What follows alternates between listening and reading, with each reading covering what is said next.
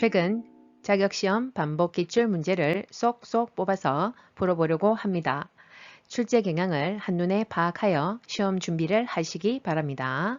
어연님들 집중하시고 따라오이소.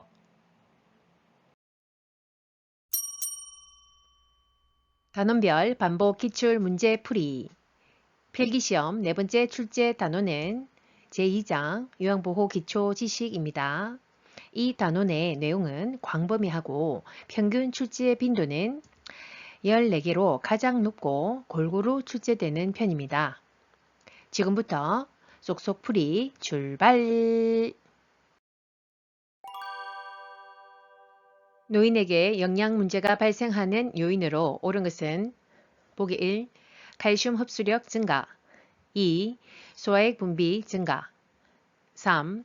삼키는 능력 증가 4. 구강 건조증 감소 5. 갈증에 대한 반응 저하. 정답은 5번 갈증에 대한 반응 저하. 자, 이번 문제부터서는요. 자, 우리가 건강, 요양보호, 기초지식 중에서도 건강 증진과 질병 예방이라고 하는 세 번째 단원이 나오죠.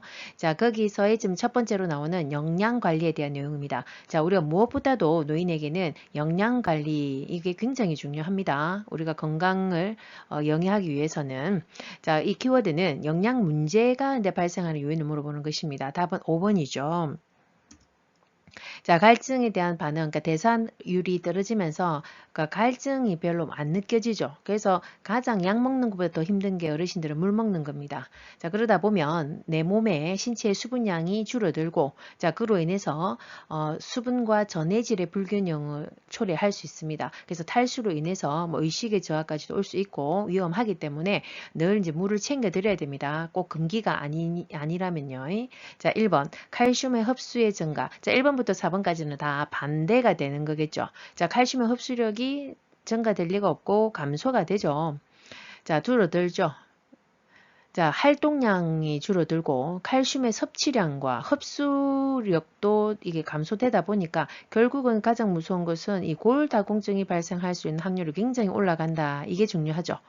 2번 소화액 분비의 증가가 될 리는 없고, 그죠? 감소되죠. 자, 그래서 소화와 흡수력이 다 감소됩니다. 삼키는 능력의 또 감소로, 자, 씹고 삼키는 능력도 줄어듭니다. 그래서 살에도 잘 걸리기도 하고 그러죠. 뭐 질식이 또 쉽게 올 수도 있습니다. 4번 구강 건조증의 증가죠. 오히려. 자, 입이 빼짝빼짝 잘 마르죠. 왜냐면 침 분비가 줄어들다 보니까 입이 건조하고 눈도 건조하고 그러죠. 그래서 우리가 중요한 것은 이 수분을 항상 잘 챙겨야 됩니다. 노인의 건강 증진을 위한 영양관리 방법으로 옳은 것은 보기 1. 육류는 숯불에 굽는다. 2. 음식의 간은 뜨거울 때 맞춘다. 3. 칼슘제는 비타민 K와 복용하여 흡수를 돕는다. 4. 식초, 후추, 파, 마늘과 같은 향신료를 사용한다. 5. 단백질 보충을 위해 일주일에 한 번 콩이나 유제품을 섭취한다. 정답은 4번 식초, 후추, 파, 마늘과 같은 향신료를 사용한다. 자, 이번 문제의 키워드도 영양관리의 방법을 물어보는 것입니다. 자, 답은 4번이죠. 자, 이렇게 하는 이유가 있죠. 자, 우리가 직접적으로 소금이 많이 들어가 있는 간장, 고추장, 된장은 평소에 한 3분의 2 정도만 사용하고 지금 4번의 보기와 같은 이런 향신료를 사용해서 간을 맞춰라 이렇게 했죠. 자, 이게 이제 싱겁게 조리하는 방법 중에 하나다 보면 됩니다. 자, 1번 육류는 숯불에 굽습니까? 자, 구우면 우리가 자, 위험 바람의 원인이라고 했습니다. 그래서 고기가 탈 경우에는 바람의 위험성이 올라갑니다. 2번 음식의 간은 뜨거울 때 맞춘다. 자, 아니죠. 뜨거우면 자, 짠맛을 제대로 못 느끼기 때문에 더 팍팍 넣을 수 있죠. 그래서 뜨거울 때는 간을 맞추지 않는 것이 맞습니다. 3번 칼슘제는 비타민 K와 복용한다. 자, K 같은 건 안 나와 있었고, 자, 어떻게 흡수율을 돕기 위해서 비타민 D와 같이 다 같이 복용하는 것이 좋죠. 근데 칼슘 자체를 우리가 보충하기 위해서는 이제 우유를 매일 드시라라고 유제품 드시라라고 되어 있고 흡수율을 돕기 위해서 바이타민 D를 항상 챙겨야 된다 했습니다. 5번 단백질 보충을 위해 일주일에 한 번 콩이나 유제품을 섭취합니까? 자, 이거는 너무 뭐 뜨문뜨문 드신다 그죠? 이게 아니죠. 매일 섭취하는 것을 권장합니다. 근데 뭐 우유를 잘 이제 못 드시고 하시니까 또 소화력이 떨어지고 할 수 있고 설사가 나올 수 있고 그래서 뭐 우유가 아니면 두유라도 드실 수가 있죠. 자, 그리고 단백질 같은 경우에는 식물성과 동물성 단백질을 골고루 섭취하는 것을 권장합니다. 대상자의 영양관리 방법으로 옳은 것은 보기 1. 고염 시기로 심장병을 예방한다. 2. 저잔여 시기로 변비를 예방한다. 3. 채소 섭취로 산화작용을 돕는다. 4. 비타민 D 섭취로 칼슘 흡수를 돕는다. 5. 동물성 지방 섭취로 혈관 탄력성을 높인다. 정답은 4번 비타민 D 섭취로 칼슘 흡수를 돕는다. 자, 이번 문제도 영양관리에 대한 방법입니다. 답은 4번이죠. 자, 칼슘의 흡수를 돕기 위해서 비타민 D를 복용해야 된다. 또는 그 비타민 D가 많이 들어가 있는 음식을 섭취해야 된다라고 되어 있었습니다. 자, 근데 이제 칼슘 자체를 보충하기 위해서는 우유를 매일 드세요라고 되어 있었습니다. 자, 1번. 자, 고염 시기로 심장병을 예방합니까? 아니죠. 저염 시기죠. 저염 시기. 이제 삼투압 현상으로 고염 시기를 먹다 보면은 자, 삼투압 현상에 의해서 혈액량이 증가하면서 고혈압을 유발하죠. 그러면 심장에 무리가 갑니다. 자, 2번. 저잔여 시기로 변비를 예방합니까? 아니죠. 그 유명한 고섬유 시기, 고잔여 시기와 함께 또 빼놓을 수 없는 거 이물을 반드시 잘 드셔야 됩니다. 1.5에서 2리터를 항상 드셔야 된다고 했습니다. 3번 채소 섭취로 산화작용을 돕는다. 자, 채소를 섭취하면서 산화가 아니라 항산화 작용을 돕는 거죠. 노화를 예방하는 거죠. 탄력을 심혈관계의 탄력을 조절하는. 자, 그래서 항산화 섭취가 우리가 뭐 채소도 해당이 되고 과일, 버섯류, 해조류 이런 것들이 해당이 되겠죠. 5번 동물성 지방 섭취로 혈관 탄력성을 높입니까? 아니겠죠. 동물성이 아니라 자, 불포화 지방산, 식물성 지방을 많이 드셔야 된다라고 되어 있었습니다. 식사를 도울 때 수분을 충분히 섭취하도록 권장하는 질환은 보기 1. 방광염 2. 폐부종 3. 간경화증 4. 신부전증 5. 만성 신부전증 정답은 1번 방광염. 자, 이 문제의 키워드는 영양관리 중에서도 수분을 충분히 섭취해야 되는 질환이 나왔고 또는 제한해야 되는 질환 두 개가 언급이 됐었습니다. 자, 이것도 좀 간간히 또 나오기 때문에 정리하십시오. 자, 충분히 먹어야 되는 질환 중에 하나가 자, 요로감염, 신장염, 방광염 이런 게 해당이 됐죠. 답이 1번입니다. 자, 교재에 나와 있는 내용을 구체적으로 한번 보면요. 자, 섭취를 권장해야 되는 질환은 자, 염증성 비뇨기 질환, 그러니까 요로감염, 방광염, 전립선염 이런 것들이 다 해당이 되고요. 그 다음에 호흡기계 감염 질환들, 그러니까 대부분의 감염 질환들은 다 충분히 수분을 섭취해서 빨리 그 노폐물을 제거를 빼내야 됩니다. 자, 그 다음에 고혈압, 협심증도 해당이 되죠. 자, 협심증도 우리가 관상동맥이 심장을 싸고 있는 관상동맥이 혈전에 의해서 막혀서 오는 것이죠. 자, 그런 경우에는 우리가 혈전이 생기지 않도록 혈액을 적당하게 묽게 혈액순환을 돕기 위해서는 충분히 물을 공급해야 된다 이 말이고, 자, 고혈압 같은 경우에도 이런 혈전에 의해서 막혔을 때 혈관이 뭐 고지혈증이나 또 뭐 동맥경화증 이런 거에 서 막혀가지고 오는 고혈압일 경우에는 자, 물을 충분히 먹어야 되죠. 그 다음에 뭐 당뇨병.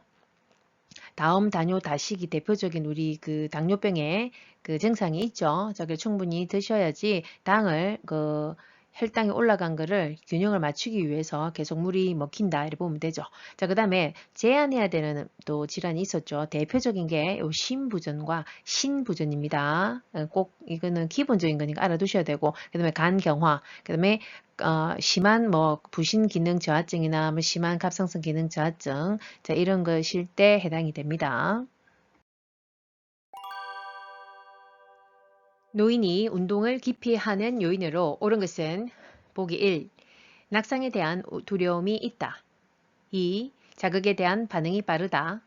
3. 관절의 가동 범위가 증가한다. 4. 폐 조직의 탄력성이 증가한다. 5. 심장 근육의 수축력이 강해진다. 정답은 1번 낙상에 대한 두려움이 있다. 자, 이번 문제는 건강증진 중에서도 운동 관리에 대한 내용인데 그 중에서도 그 운동 문제에 대한 내용이죠. 깊이 하는 요인. 그러니까 왜 노인들이 운동을 깊이 하는지에 대한 요인이죠. 답이 1번이죠. 그러니까 이전에 과거에 넘어졌거나 낙상의 경험이 있으신 분들은 특히나 더 낙상에 대한 두려움이 증가합니다. 자, 그리고 운동 그 자체에 또 두려움이 있는 분들도 있고, 그 다음에 우울증이라든지 또 고독과 외로움에 의해서 그냥 그 움직이는 걸 싫어하게 되면서 운동을 깊이 하게 되기도 하죠. 2번, 자극에 대한 반응이 빠르다. 자, 빠를 리는 없겠다. 그죠? 느려지고 감소가 되죠. 자, 그래서 균형과 조정 능력의 저하로 낙상의 우려가 높아집니다. 3번, 관절의 가동 범위가 우리가 감소한다, 제한된다고 했습니다. 그래서 뻣뻣해지죠. 자, 그래서 움직임이 제한이 옵니다. 4번, 폐조직의 탄력성이 감소하죠. 배포가 충분히 볼록볼록 확장되지 않는다고 했죠. 그럼 충분한 가스 교환이 일어나지 않죠. 자, 그 이유가 흉곽이 또 경직이 오죠. 우리가 흉부를 싸고 있는 그 근육들이 위축이 오다 보니까 충분히 이렇게 가슴을 쫙 펴지지가 않죠. 그러면 배포가 충분히 커지지 확장되기가 어렵습니다. 흉곽이 커지지가 않기 때문에. 그래서 폐활량이 감소되고 그러면 가스 교환이 줄어드니까 숨이 차게 되어 있죠. 그러면 또 운동하기가 어려워지죠. 5번, 심장 근육의 수축력이 감소되지 않는다고 알고 계시죠? 증가하지 않고 감소되죠. 자, 그래서 저하가 옵니다. 자, 특히나 심장의 근육은 두꺼워지죠. 약간 비대가 오고, 그 다음에 그러면서 또 탄력성은 떨어지면서 수축력이 짜주는 힘이 약해지다 보니까 결국 전체 혈액순환량이 감소되고 숨이 차고 쉽게 피로하다 보니 자, 운동을 깊이 하게 됩니다. 노인에게 안전한 운동 방법은 보기 1. 준비 운동은 3분 이내로 한다. 2. 방향을 빠르게 바꾸는 운동을 한다. 3. 저강도에서 고강도 순으로 운동한다. 4. 운동 시간을 서서히 줄인다. 5. 마무리 운동은 생략한다. 정답은 3번 저강도에서 고강도 순으로 운동한다. 자, 이번 문제는 안전한 운동하는 방법을 물어보는 것입니다. 자, 답은 3번이죠. 자, 서서히 해야 되죠. 증가해야 되죠. 상태를 보면서 점차 강도를 높이는 것이 맞습니다. 자, 1번. 준비 운동은 3분 이내로 하는 것이 아니라고 했죠. 몇 분? 최소 10분 이상이라고 되어 있고, 왜냐하면 유연성을 높이고 근육의 손상을 방지하기 위해서 자, 준비 운동은 꼭 필요하다 했습니다. 2번, 방향을 빠르게 바꾸는 운동을 한다. 자, 나이가 드시면 노인들은 우리가 균형 감각이라든지 운동신경이 감소되다 보니까 낙상의 우려가 있습니다. 그래서 이렇게 빠르게 바꾸는 운동은 되도록 피한다라고 했죠. 우리 교재에 나와 있는 글상자에 보면 뭐 태권도, 농구, 탁구, 배드민턴, 테니스 이런 것들은 좀 피해라라고 되어 있죠. 4번, 운동 시간을 서서히 줄인다.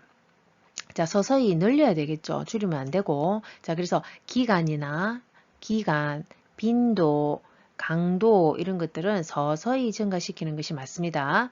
5번, 마무리 운동은 생략한다. 절대로 생략하면 안 되고 아까 준비 운동도 반드시 10분 이상 해야 되지만 마무리 운동도 꼭 필수입니다. 언제까지? 안정시의 박동수가 될 때까지. 우리가 보통 60에서 80회가 분당 그 맥박이 뛰죠. 자, 그 정도까지 올 때까지는 운동을 해야 되고 마무리 운동을 해주고 그리고 운동 중에도 중간에 휴식을 취해야 되는 게 맞습니다. 자, 기타 또 상세 한번 또 보면 자, 유산소 운동 같은 경우에는 매일 30분 이상 유산소 운동을 해라 라고 되어 있고요. 걷기 운동 같은 거. 그 다음에 근력 운동도 빠지면 안 되죠. 근력이 자꾸 감소하다 보니까 힘이 없죠. 자, 그래서 최소 2주 주 2회를 하되 20분 이상을 여기다가 시간 투자를 해야 됩니다. 근력 운동도. 노화로 인한 수면의 변화로 옳은 것은 보기 1. 수면량이 증가한다. 2. 깊은 수면을 취한다. 3. 지침 중 각성 시간이 감소한다. 4. 낮 시간 동안 졸음이 감소한다. 5. 잠들기까지 시간이 오래 걸린다. 정답은 5번. 잠들기까지 시간이 오래 걸린다.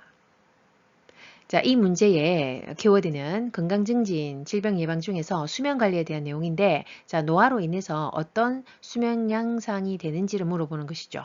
자, 답이 5번이고요. 오래 걸리죠. 잠들기까지. 자, 1번에 수면량이 그래서 자, 증가하지 않고 감소한다. 2번, 깊은 수면을 취한다. 아니죠. 얕은 수면을 막 취하다 보니까 결국은 수면량이 부족하게 되어 있죠. 3번 지침 중 각성 시간이 감소한다. 자꾸 자다 깨다 하죠. 그래서 오히려 증가합니다. 그 다음에 4번 낮 시간 동안 졸음이 감소하지 않죠. 오히려 증가합니다. 왜냐면 밤 동안 숙면을 취하지 못하다 보니까. 시설 대상자의 숙면을 돕는 방법으로 옳은 것은 보기 1. 시원한 콜라를 제공한다. 2. 수면제를 장기간 복용하게 한다. 3. 지침 전에 고강도 운동을 하게 한다. 4. 옆 대상자가 코를 골면 다른 방으로 옮겨준다. 5. 잠이 오지 않는다고 하면 텔레비전을 시청하게 한다. 정답은 4번 옆 대상자가 코를 골면 다른 방으로 옮겨준다. 자, 이번 문제는 수면 관리에 대한 방법입니다. 답은 4번이죠. 자, 우리가 숙면을 못 하시는 분들은 그 숙면을 위한 환경을 만들어주고 조성해줘야 되는 게 맞죠. 1번 시원한 콜라를 제공한다. 자, 콜라는 카페인이 들어있는 우리가 음료, 탄산음료 이렇죠. 자, 우리가 공복감에 불면을 발생이 된다면 그럴 때는 이제 따뜻한 우유를 데워서 드리는 것이 맞고 근데 평소에 뭐 카페인 음료라든지 이런 것들은 좀 제한해야 된다. 이제 특히 오후에 마시는 것은 또 제한해야 됩니다. 자, 2번 수면제를 장기간 복용한다. 너무 이제 의존성이 또 증가되겠다. 그죠? 자, 수면제뿐만 아니라 진정제도 장기 복용은 되도록은 피해야 된다라고 했고 3번 지침 전에 고강도 운동을 하면은 더 막 각성이 되겠다. 그죠? 그 지침 전에는 그냥 안정한 상태로 자는 준비를 해야 되고 낮 동안에 매일 규칙적으로 적절한 양의 뭐 산책 같은 거 자외선을 좀 쬐우면서 자, 그런 운동이 필요합니다. 5번 잠이 오지 않는다고 하면 텔레비전을 시청하게 한다. 자, 텔레비전 시청하게 되면 더 눈이 뜨이겠죠. 자, 그래서 늦게까지 집중하는 일, 뭐 휴대폰을 본다든지 TV 시청하는 것은 안 좋다라고 되어 있습니다. 기타 그 교재에 나와 있는 또 숙면 돕는 방법을 추가해 보자면 자, 일정한 항상 시간에 일어나시고 지침하시고 그죠? 그 규칙적인 내 몸의 바이오리듬을 딱 이렇게 메모리를 하는 것이죠.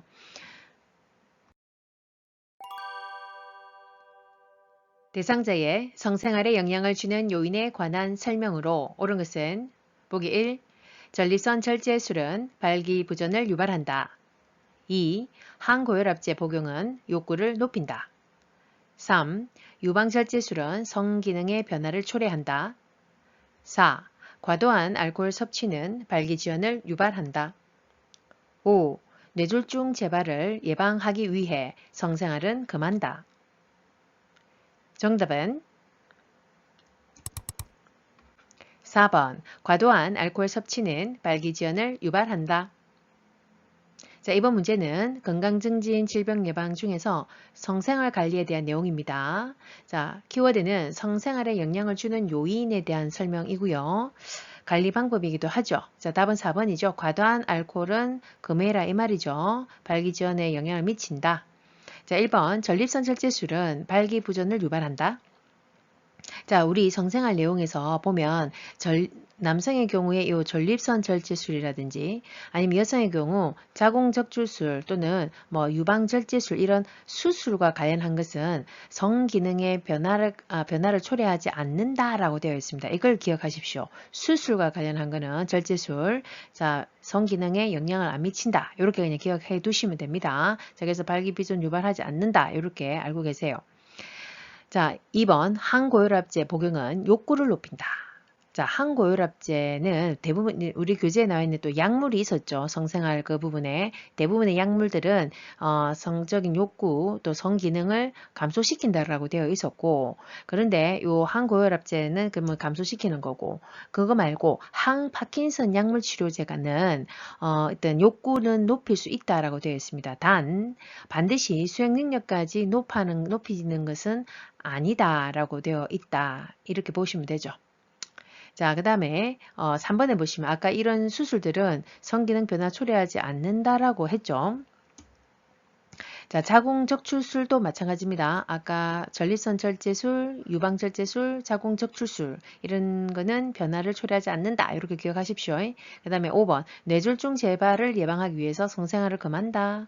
자, 성생활과 뇌졸중 재발은 크게 관련하지 않습니다. 자, 관련이 없기 때문에 굳이 금할 필요까지는 없다. 이렇게 보시면 되고, 기타 교재에 나와 있는 그 성생활 관리 방법을 보시면요. 자, 성기능을 방해하는 요인은 기타, 뭐 당뇨병 같은 경우에 해당이 되고요. 자, 발기가 좀 지연, 부전 될 수 있겠죠. 혈액순환이 안 되다 보니까. 그 다음에 질병 치료제, 이런 약제들은 다 방해 요인에 해당이 됐습니다. 관절염을 치료하는 소염 진통제, 뭐 항염제 이런 거 있죠. 그 다음에 강심제, 이뇨제, 아까 여기 나와 있는 항고혈압제, 그 다음에 신경안정제, 항진정제 등등 대부분의 약물들이 이렇게 성기능을 방해한다. 이렇게 기억하십시오. 여성 노인의 성생활과 관련된 생식기계 변화로 옳은 것은 보기 1. 엄순이 커진다. 2. 질벽이 얇아진다. 3. 난소 크기가 증가한다. 4. 질의 탄력성이 증가한다. 5. 에스트로겐 분비가 증가한다. 정답은 2번 질벽이 얇아진다. 이번 문제는 여성 노인의 성생활과 관련된 생식기계 변화를 물어보는 것이죠. 답은 2번입니다. 자, 노화로 인해서 에스트로겐 분비가 저하되어서 질벽이 얇아진다고 했고요. 게다가 산성의 그 질, 정상적으로 분비되는 질의 분비물이 감소된다라고 했습니다. 자, 그래서 성교시의 통증이 불편감이 동반된다고 했고요. 추가로 4번에 보면 질의 탄력성도 그래서 증가가 아니라 저하가 된다라고 했습니다. 자, 1번에 음순이 커진다가 아니라 작았던 게 커지는 건 아니고 노화로 인해서 그냥 늘어난다라고 보시면 되죠. 3번 난소의 크기가 증가될 건 없겠죠. 자, 감소되고요. 자, 결국 이 모든 게 에스트로겐 여성 호르몬의 분비가 증가가 아닌 감소가 되어서 나타나는 것이다 보면 되죠.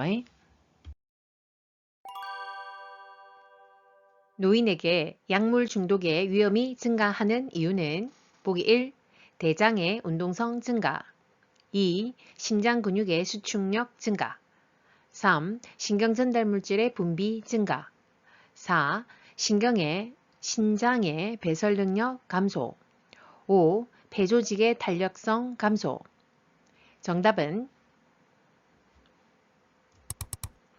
4번 신장의 배설 능력 감소.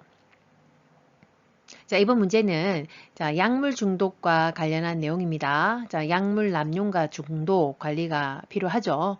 자, 그래서 키워드는 약물 중독의 증가 이유를 물어보는 것인데 우리 소화기계 뭐 이런데 신장계 이런 거에 비뇨기계 할 때도 배웠죠. 신장의 배설 능력이 감소된다. 우리가 신장의 기능 중에 하나가 노폐물을 걸러내고 빼내는 거잖아요. 그죠? 소변을 통해서. 자, 그 능력이 감소되다 보니까 우리가 체내에 그 약이 작용을 하고 남은 찌끄레기가 그 대사산물이 빨리 빠져나와야 되는데 그게 빠져나오지 않으면 혈중에 계속 그 노폐물이 끼어 있겠죠. 그러면 오히려 이제 작용보다도 부작용에 노출이 되기 쉽습니다. 그래서 답은 4번이죠. 편의점에서 구입할 수 있는 상비약은 보기 1. 항생제 2. 이뇨제 3. 수면제 4. 혈열 진통제 5. 혈압 강화제 정답은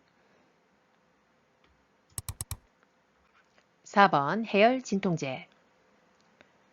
자, 이번 문제의 키워드는 편의점에서 구입할 수 있는 상비약을 물어보는 것입니다. 우리가 돌보는 대상자들이 응급으로 또 이렇게 응급약이 필요할 수가 있죠. 그래서 우리도 편의점에서 어떠한 것을 구입할 수 있는지에 대한 정보를 좀 알고 계셔야 됩니다. 답은 4번이고, 자, 해열 진통제. 우리가 타이레놀 이런 같은 것들을 팔죠. 그죠? 그 편의점에서.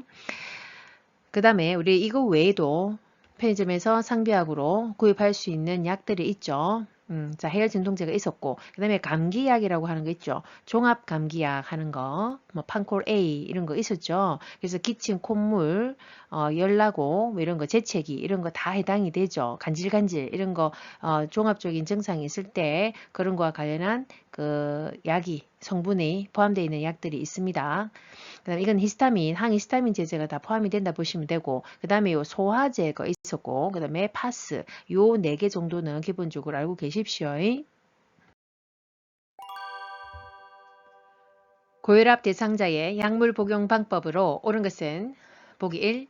혈압이 올라가면 복용량을 늘린다. 2. 체중이 감소하면 복용량을 줄인다. 3. 두통이 있으면 약을 추가로 복용한다.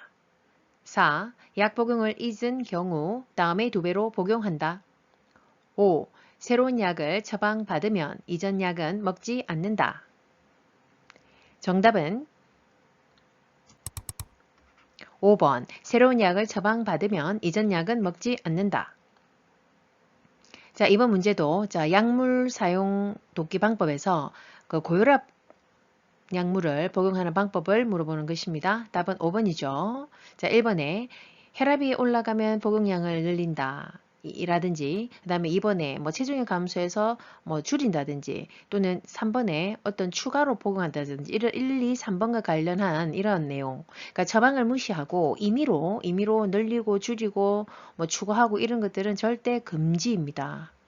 반드시 이제 의료인에게 의사에게 상의를 하고 증상을 물어보고 그 처방을 변경을 하든지 해야 되겠죠. 자, 그렇죠. 자, 4번에 약 복용을 잊은 경우에 다음에 2배로 먹습니까? 자, 혈압약 같은 경우에는 부작용으로 오히려 저혈압을 또 초래할 수 있기 때문에 또 그래서 뭐 이렇게 쓰러져서 실려갈 수도 있고 그렇습니다. 응급실에. 그래서 2배로 이것도 임의로 우리가 복용하는 것이 아니고 자, 2배로 절대로 용량을 임의로 복용하지 마시고요. 단 우리가 이제 혈압약을 까먹었네 이렇게 생각이 나면 즉시 그냥 그때 복용을 하는 게 맞죠. 원래 먹는 양을. 근데 그 생각난 그 시간대가 다음 복용 시간이 가깝다 했을 때는 그 다음 시간대에 그냥 복용을 하시면 됩니다. 원래의 그 용량으로 이렇게 정리하십시오. 약물 복용 방법으로 옳은 것은 보기 1. 쓴 약은 우유와 함께 복용한다. 2. 약이 없으면 증상이 비슷한 다른 사람의 약을 복용한다. 3. 약 복용 시간을 놓친 경우 용량을 2배로 늘려 복용한다. 4. 처방이 바뀌면 이전 약을 모두 복용한 후에 바뀐 약을 복용한다. 5. 삼키기 힘든 약이 분할할 수 없는 약이라면 처방을 변경해 달라고 한다. 정답은 네, 5번. 삼키기 힘든 약이 분할할 수 없는 약이라면 처방을 변경해 달라고 한다. 자, 이번 문제도 자, 약물 복용 방법을 물어보는 것이죠. 답은 5번이죠. 자, 분할할 수 있는 약이 있고, 자, 분할할 수 없는 약도 있다고 했죠. 자, 그래서 대상자가 그 기존의 약을 알약을 잘 드시다가 어느 날부터 상태가 삼키기 힘들어진다면 우리 임의로 그거를 막 분할하고 깨고 가루를 내서는 안 된다고 했죠. 반드시 의사로부터 처방을 변경해 달라고 해서 파우더로 될 수 있는 걸로 변경할 건 변경해서 이렇게 들어가야 된다라고 했습니다. 자, 1번. 쓴 약은 우유와 함께 복용한다. 자, 우유와 함께 복용하는 거 아닙니다. 약은 반드시 그 미지근한 물로 충분한 미지근한 물로 흡수가 잘 되도록 물로 먹어야 된다 했습니다. 자, 녹차, 카페인, 그러니까 커피 등 카페인 음료 같은 거 안 된다 했죠. 자, 약 흡수를 방해하기 때문입니다.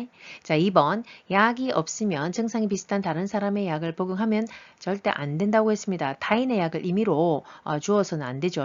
3번 약 복용 시간을 놓친 후 용량을 2배로 늘려서 복용합니까? 특히 우리 고혈압약 얘기했죠. 그죠? 2배로 임의로 늘려서는 안 된다. 자, 생각난 즉시 복용을 하면 되고 다음 복용 시간이 가까웠을 때는 그 다음 그 시간에 가서 그 원래의 용량으로 드시면 된다고 했습니다. 특히 이제 혈압이 있으신 분들은 그 와중에 그러면 하루를 그러면은 스킵을 넘어가는 것인데 그런 경우에는 이제 혈압을 좀 체크를 하면서 지켜보는 거죠. 4번 처방이 바뀌면 이전 약을 모두 복용한 후에 바뀐 약을 복용하는 것이 아니라 자, 이전 약은 이제 그 즉시 스탑이 되는 거고 가장 최근에 처방된 그 약을 복용하는 것입니다. 상태의 변화가 있기 때문에 약이 바뀐 것이기 때문에 최근 약을 적용하면 됩니다. 철분제 복용을 돕는 방법으로 옳은 것은 보기 1. 녹차에 타서 복용하게 한다. 2. 오렌지 주스와 함께 복용하게 한다. 3. 어지러움이 있을 때마다 복용하게 한다. 4. 코팅된 약을 삼키기 힘들 때는 쪼개서 복용하게 한다. 5. 복용을 잊은 경우 2회 용량을 한꺼번에 복용하게 한다. 정답은 2번 오렌지 주스와 함께 복용하게 한다. 자, 이 문제는 철분제 복용 방법을 물어보는 것입니다. 자, 어르신들이 이제 빈혈이 있고 어지러움이 심할 때는 복용을 할 수 있겠죠, 철분제를. 근데 우리가 아시는 것은 철분제의 흡수율을 높이기 위해서는 비타민 C, 오렌지 주스와 함께 복용을 하면 흡수율이 증가한다라고 했습니다. 자, 1번 녹차에 타서 복용한다. 자, 녹차 같은 거 카페인 음료와 같이 약은 먹는 거 아니라고 했습니다.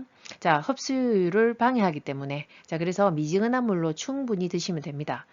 3번 어지러움증이 있을 때마다 복용하게 한다. 자, 이것은 뭐 필요시에 먹는 약이 아니죠. 철분제는 꾸준히 먹어야 되죠. 자, 그래서 그 위장 장애가 올 수 있습니다. 철분제 같은 경우에는. 그래서 식사 중이나 또는 식사 직후에 드시는데 꾸준히 그냥 복용하면 됩니다.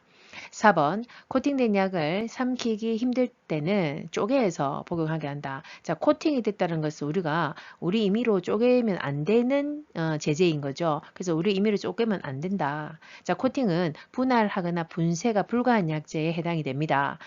그렇게 되면 이 코팅제 약은 약효가 감소되기 때문에 그래서 이때는 의사에게 그 처방을 변경을 해서 다른 약으로 쪼갤 수 있는 분할할 수 있는 약으로 대체해서 복용시키는 것이 맞습니다.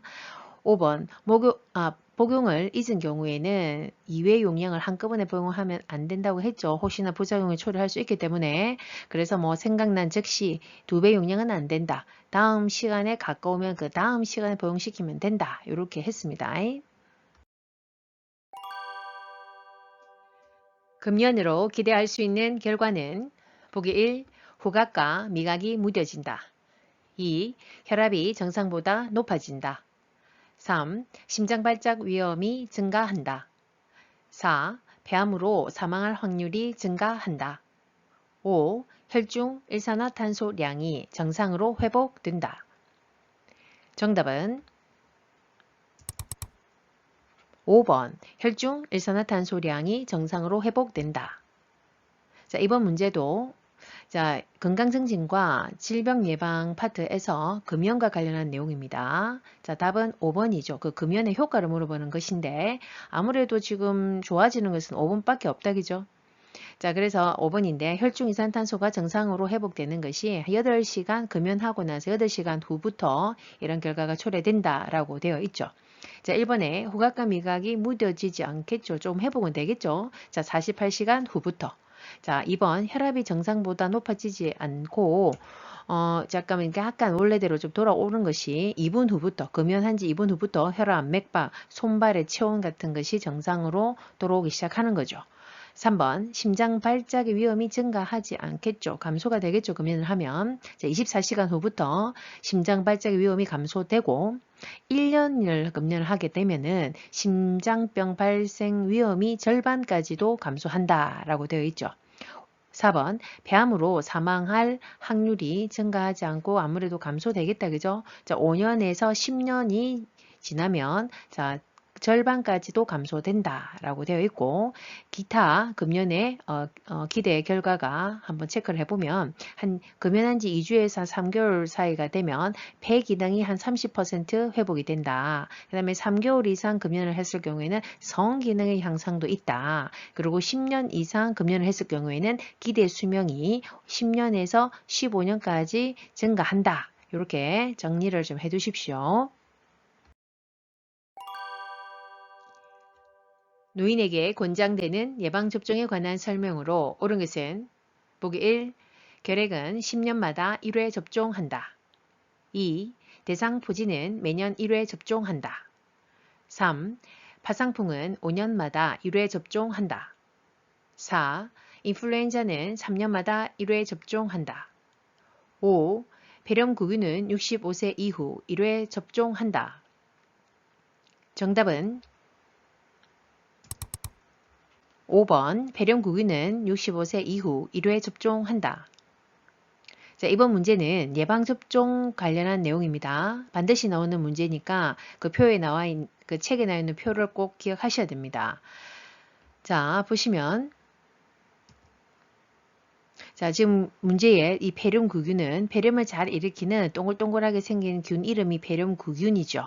자, 이 폐렴구균의 백신은 65세 이상인 경우에는 우리나라에서 1회 무료 접종을 시켜드립니다. 자, 그래서 꼭 이거는 접종을 할 수 있도록 해야 되고, 근데 그 전에 좀 더 젊은 층에서도 자, 본인이 면역력이 많이 떨어져 있거나 위험군에 해당이 될 때는 자, 1회에서 2회 정도 접종을 할 수 있다. 이렇게 보시면 되죠. 자, 그 다음에 시험에 또 많이 나오는 부분이 이 부분이죠. 파상풍 디프테리아 100일에 같은 경우에는 이 1차 접종, 기본 접종일 때는 이 3개를 세트로 접종을 하고 그 이후에는 10년마다 요 파상풍과 디프테리아 요 2가지를 추가 접종을 한다라고 되어 있습니다. 그 다음에 인플루엔자 같은 거, 독감 백신은 우리 매년 1회마다 접종을 하죠. 나이에 상관없이. 자, 그 다음에 대상포진 같은 경우에는 자, 65세 이상이든 뭐 그 전에 내 면역력이 떨어져서 50대이든 자, 1회 이렇게 그 접종을 하시면 된다. 요것을 기억하시면 됩니다. 꼭 정리하십시오. 여름철 폭염에 노출되어 현기증을 호소하는 대상자를 돕는 방법으로 옳은 것은 보기 1. 온수로 목욕하게 한다. 2. 지방이 많은 음식을 제공한다. 3. 시원한 물을 천천히 마시게 한다. 4. 따뜻한 물수건을 머리에 대어준다. 5. 실외에서 가벼운 운동을 하게 한다. 정답은 3번 시원한 물을 천천히 마시게 한다. 자, 이번 문제는 건강증진과 질병 예방 파트 중에서도 자, 계절별 안전수칙에 대한 내용입니다. 그 중에서도 여름철에 폭염에 노출됐을 때의 문제인데 자, 이 문제에 나와 있는 폭염에 노출되어 현기증이 온다, 뭐 구토가 나온다, 자, 이러한 것을 우리가 일사병이라고 얘기하죠. 자, 체온이 그 폭염에 의해서 37도에서 40도로 자, 올라가는 것을 의미하고, 자, 두통과 메스꺼움과 뭐 근육 경련까지 뭐 일어날 수 있는 것을 의미하고, 이 단계를 넘어서서 뭐 체온이 40도 이상 올라가면서 의식장애까지도 올 수 있고, 자, 이런 경우는 우리가 보통 열사병이라고 얘기를 하죠. 자, 그럼 이런 경우에 우리가 해줘야 되는 방법은 뭐냐? 자, 시원한 물을 천천히 당연히 마시게 충분히 제공을 해야 됩니다. 물을. 자, 1번에 온수로 목욕하게 하면 되겠습니까? 지금 열이 올라가고 있는데 안 되겠죠? 그래서 선풍기를 사용을 하든지 아니면 커튼으로 햇빛을 차단해서 체온을 떨어뜨려야 되겠죠. 2번 지방이 많은 음식을 제공한다. 지금 혈관이 너무 이완돼서 혈액순환이 되지 않아서 어지럽고 구토가 나고 두통이 오는데 지금 소화력이 극도로 떨어져 있는 상태에서 함부로 뭐 음식을 과하게 드셔서는 안 됩니다. 그래서 가벼운 식사를 해야 되는 게 맞고 특히 우리 여름철에는 그래서 가볍게 드시는 게 좋죠. 그 다음에 물을 당연히 자주 보충해야 되는 것이 맞죠. 탈수가 또 나타나면 안 되니까. 자, 4번 따뜻한 물수건을 머리에 대어준다. 이것도 뭐 같은 거죠. 자, 따뜻한 건 안 되는 거고 시원한 장소에서 휴식하게 하고 선풍기를 사용하고 이런 게 좋죠. 체온을 자꾸 떨어뜨린다. 자, 5번 실외에서 가벼운 운동을 하게 한다. 실외 활동을 좀 제한해야 되겠죠. 그래서 야외 활동을 제한하고 외출을 만약 꼭 해야 될 경우에는 헐렁한 옷을 입게 하고 그 다음에 모자를 쓰고 반드시 물을 휴대해서 목마를 때 반드시 마실 수 있도록 해야 되는 것이 맞습니다. 겨울철 생활안전수칙으로 옳은 것은 보기 1. 손을 주머니에 넣고 걷는다. 2. 두꺼운 옷을 여러 겹 입는다. 3. 새벽보다 낮 시간에 운동한다. 4. 실내 운동보다 실외 운동을 권장한다. 5. 따뜻한 곳에 있다가 바로 차가운 곳으로 나간다. 정답은 3번 새벽보다 낮 시간에 운동한다. 자, 이번 문제의 키워드는 겨울철 생활안전수칙 중에서 우리가 교재에 골절과 뇌졸중 질환이 언급이 되었습니다. 겨울철에 우리가 조심해야 되는 질환인 거죠. 자, 답은 3번인데, 자, 이것은 새벽보다 낮 시간에 운동하는 것은 우리가 무엇을 예방하기 위한 뇌졸중 예방 수칙에 언급이 되어 있었습니다. 그러면 이 3번과 4번, 5번은 다 뇌졸중 예방 수칙에 관한 내용이었습니다. 자, 4번도 실외 운동보다는 실내 운동을 오히려 권장을 해야 되겠고 너무 추운데 확 나가면 안 된다 이 말이죠. 뇌출혈이 올 수 있다 이 말이죠. 그 다음에 5번에 따뜻한 곳에 있다가 바로 차가운 데 나가면 안 된다고 했습니다. 자, 그럼 1번에 손을 주머니에 넣고 걷는다. 넣고 걷다 보면 혹여나 미끄러운 길에서 낙상의 우려가 있죠. 그러면 우리가 뭐가 골절이 이제 무서운 거죠. 자, 이거는 이제 골절 예방 수칙으로 1, 2번이 언급이 되었습니다. 자, 그래서 넣고 걸으면 안 된다. 손을 넣으면 안 된다 이 말이고 2번에 두꺼운 옷 같은 거 입으면 두뇌 가지고 또 이렇게 낙상될 수 있거든요. 자, 그래서 옷은 움직임이 둔한 것은 입지 말아라는 게 두꺼운 건 입지 말고 가볍고 따뜻한 옷 위주로 입는 것이 맞습니다.